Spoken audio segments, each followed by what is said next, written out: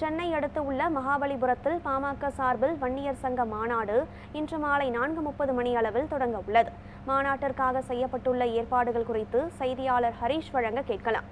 வணக்கம் ஹரீஷ். 12 ஆண்டுகள் கழித்து பாமக சார்பில் இந்த சித்திரை முழுநிலவு மாநாடானது நடைபெற இருக்கிறது. இந்த மாநாட்டில் ஏற்பாடு பணிகள் எந்த விதத்தில் அங்கு நடைபெற்று வருகிறது? மாநாட்டில் எத்தகைய தீர்மானங்கள் நிறைவேற்றப்படலாம் என நாம் எதிர்பார்க்கலாம்?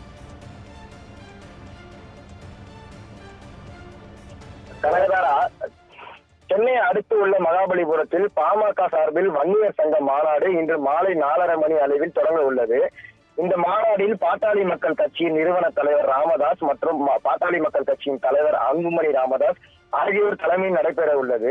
இந்த மாநாட்டிற்கு 10 லட்சத்திற்கு மேல் மக்கள் வருவார்கள் என எதிர்பார்க்கப்பட்டுள்ளது.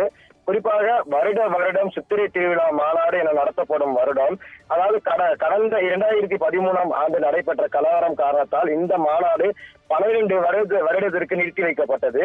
12 வருடங்களுக்கு பிறகு நடக்கக்கூடிய இந்த மாநாடு ஒரு முக்கியமான மாநாடாக என கருதப்படுகிறது. பாமகவின் அரசியல் எதிர்காலத்தையே இந்த மாநாடு தீர்மானிக்கும் என அரசியல் விமர்சனங்கள் குறிப்பிட்டு சொல்லியுள்ளனர். அது மட்டும் இல்லாமல் தமிழகத்தில் இருந்து பல்வேறு மாவட்டங்களில் இருந்து வன்னியர் சங்கம் சார்பிலும் மற்றும் பாமகவின் சார்பிலும் இந்த மாநாட்டிற்கு வருகை தர உள்ளனர். குறிப்பாக தருமபுரி, கிருஷ்ணகிரி, விழுப்புரம், கடலூர், மயிலாடுதுறை, தஞ்சாவூர் ஆகிய பல மாவட்டங்களில் இருந்து ஏராளமான வாகனங்கள் வருவதற்காக அந்த மாநாட்டுக்கு ஏற்பாடுகள் தொடர்ந்து நடைபெற்று வருகிறது. அது மட்டும் இல்லாமல் 3 லட்சத்திற்கு மேல் இருக்கைகள் இந்த மாநாட்டிற்கு ஏற்பாடு செய்துள்ளனர்.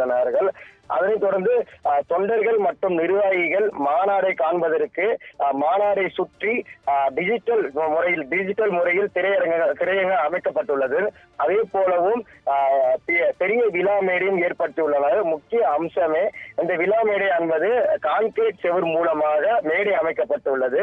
அதிலும் சில மாதங்களுக்கு முன்பாக பாமகவின் அன்புமணி ராமதாஸ் மேடையில் பேசிக் கொண்டிருந்த மேடை சரிந்து விழுந்த காரணத்தை கருத்தில் கொண்டு இந்த மேடை என்பது ஒரு வலுவான கான்கிரீட் செவர் மூலமாக அமைக்கப்பட்டு இருக்கிறது. மேலும் இந்த மாநாடு மாலை 4:30 மணி அளவில் துவங்கப்பட்டு இரவு 10 மணி வரை நடைபெறும் என தெரிவித்திருக்கிறார்கள்.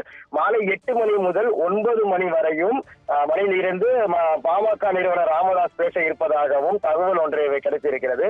அதே போலவே மாநாட்டின் கலை நிகழ்ச்சிகளும் ஏற்பாடு செய்யப்பட்டுள்ளது.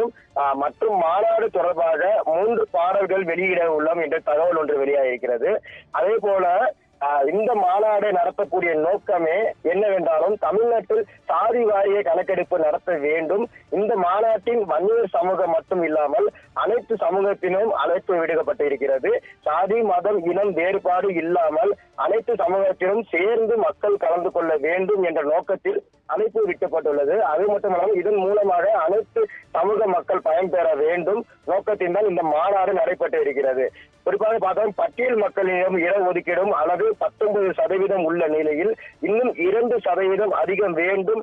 இதே போலவே என இடஒதுக்கீடும் அனுபவிக்காமல் இருக்கும் பல சமுதாயருக்கும் சாதி வாரிய கணக்கெடுக்க எடுக்க வேண்டும் என்ற நோக்கத்தில் தான் இந்த மாநாடு நடைபெற்று வந்து கொண்டிருக்கிறது. கனகதாரா,